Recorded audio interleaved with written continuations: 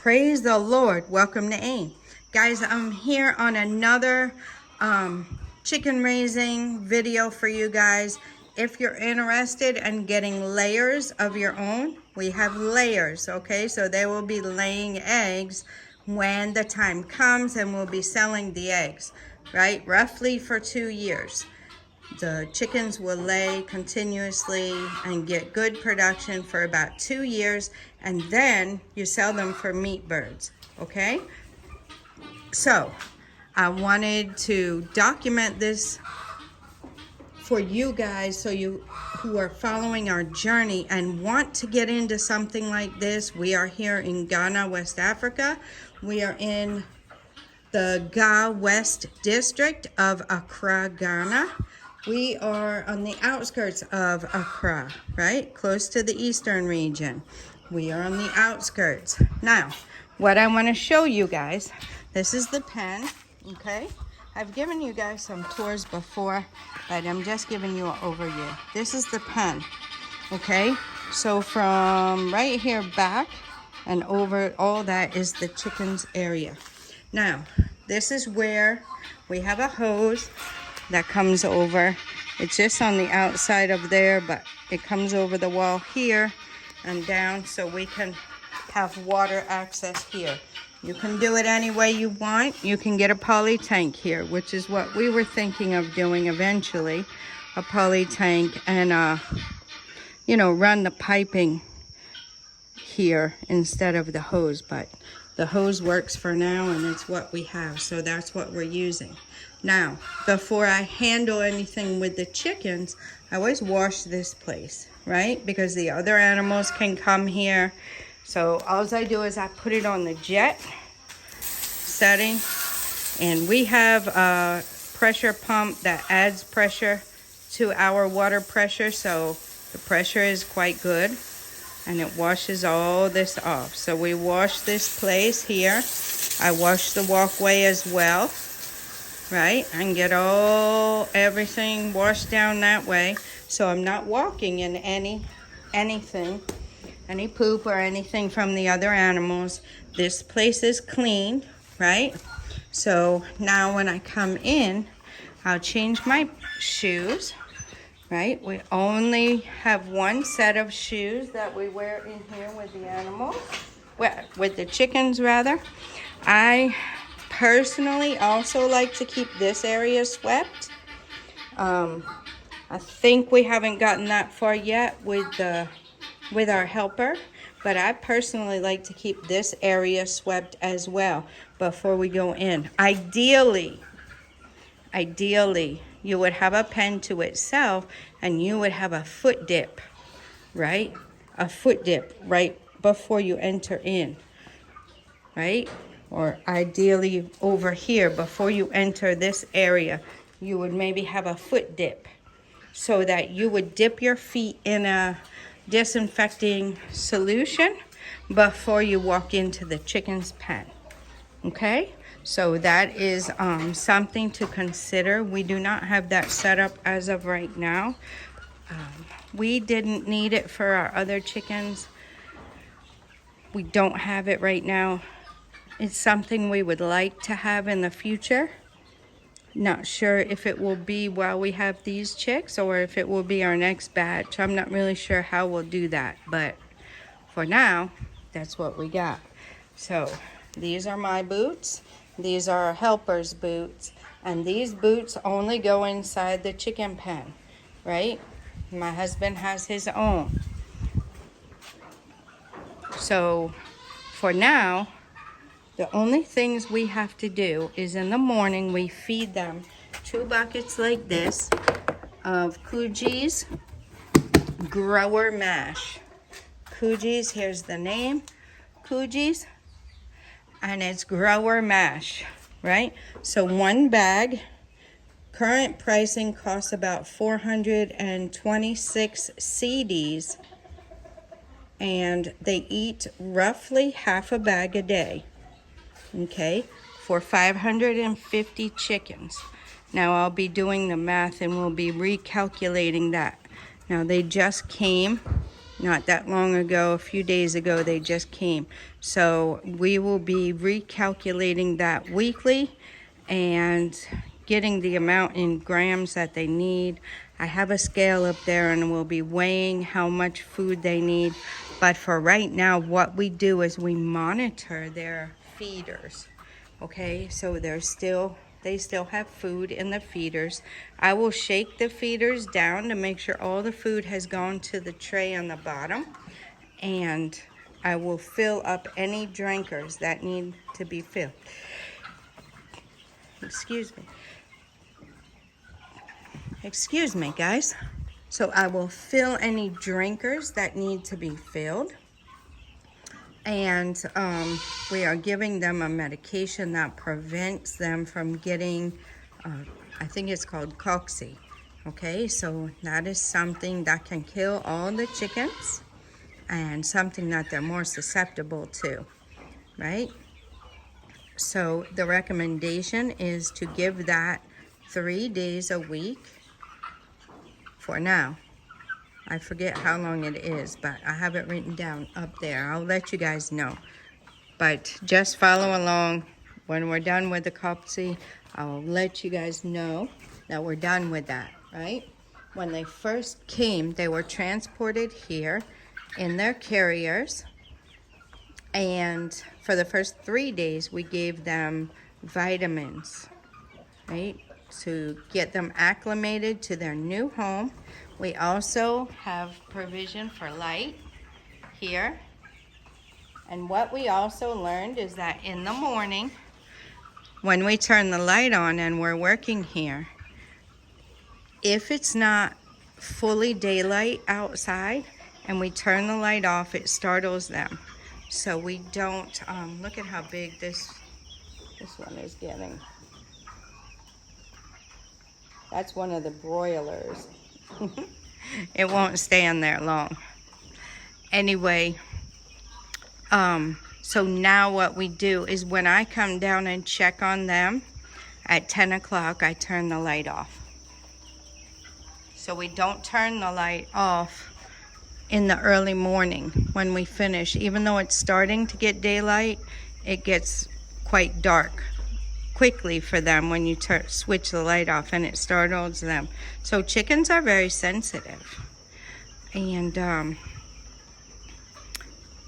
that's what we do for that. Now when they first came, we left the light on at night for 3 nights so they can get used to their place. Then the 4th night, no light for them, and they got acclimated really well that way. Yep. So that is what we got going on with the chicks. That is the update. I have my chart here. Here's the chart, what it looks like, what we're keeping track of as of right now.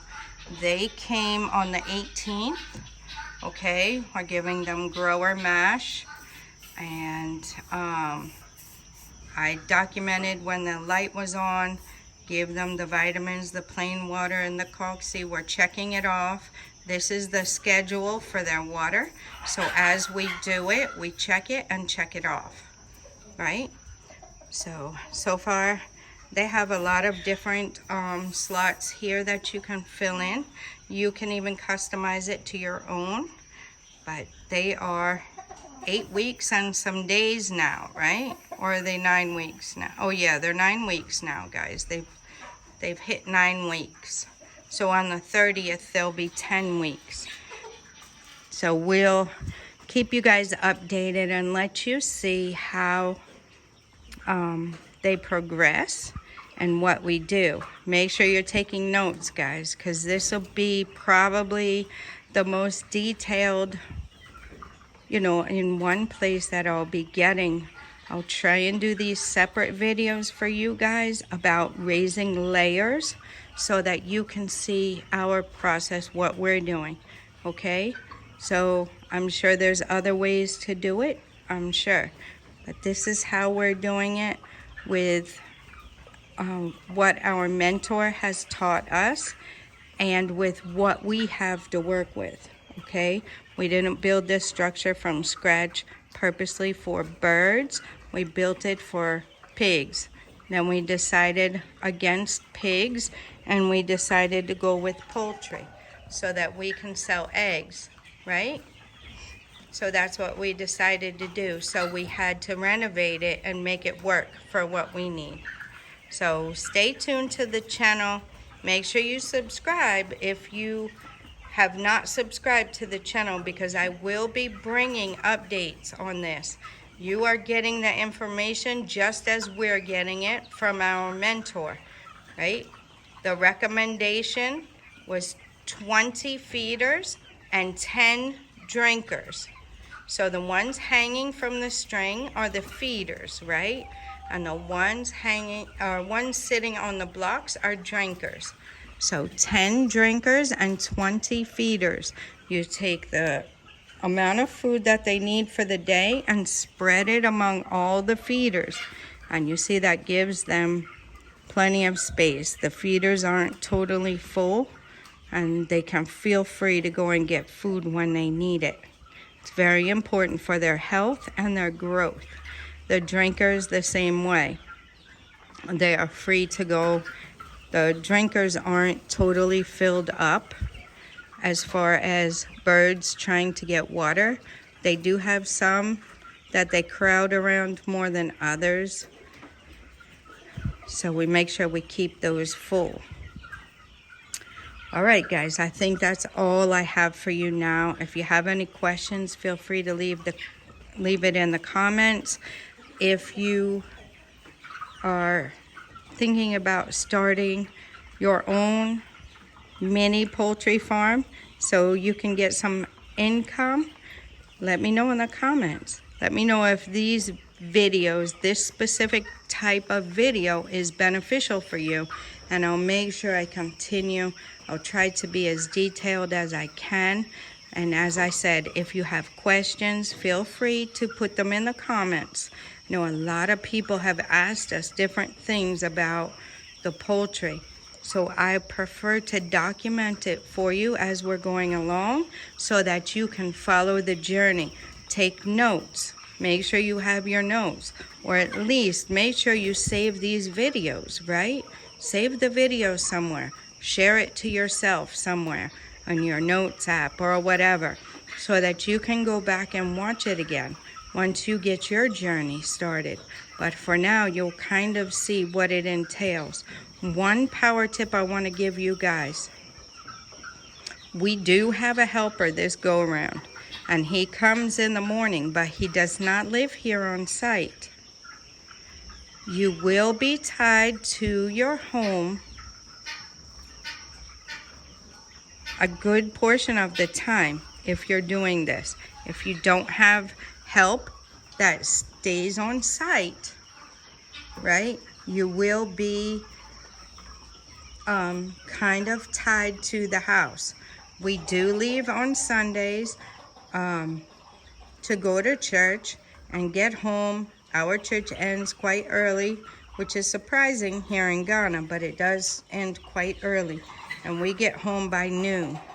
Okay, so that's okay. The other days I'm down here checking on them before noon. But when we get here at noon, my husband comes straight down here. He changes and comes straight down here to check on the chickens and fill their water. Make sure they're okay and fill the water. That is basically the only time we leave both at the same time together and are gone. Right? I'm here normally. He's running the errands, handling clients' business, doing the things he has to do. Today in particular, he has taken our dog to the vet, and I'm here. Normally, I would go with him when it was a vet trip, but now I'm here. He is also handling some other business for clients, and I'm here to make sure the chickens are taken care of. Excuse me, guys. So, I just want to let you know that if you plan on wanting to travel out, right, overnight or something like that, and you don't plan on having help live at your house that can handle it, sorry guys, this would not be a business for you, okay? It takes work, it takes time, it takes staying on top of it, because you can lose your whole flock, your whole group of chickens can die if disease comes in or if they're not cared for well. They're delicate. That being said, they're not very hard to care for, but you just have to pay attention. It is easy. People come and ring our bell to buy the eggs from the chickens that we have, right? So these are not laying yet, but I'm just telling you how we do our eggs.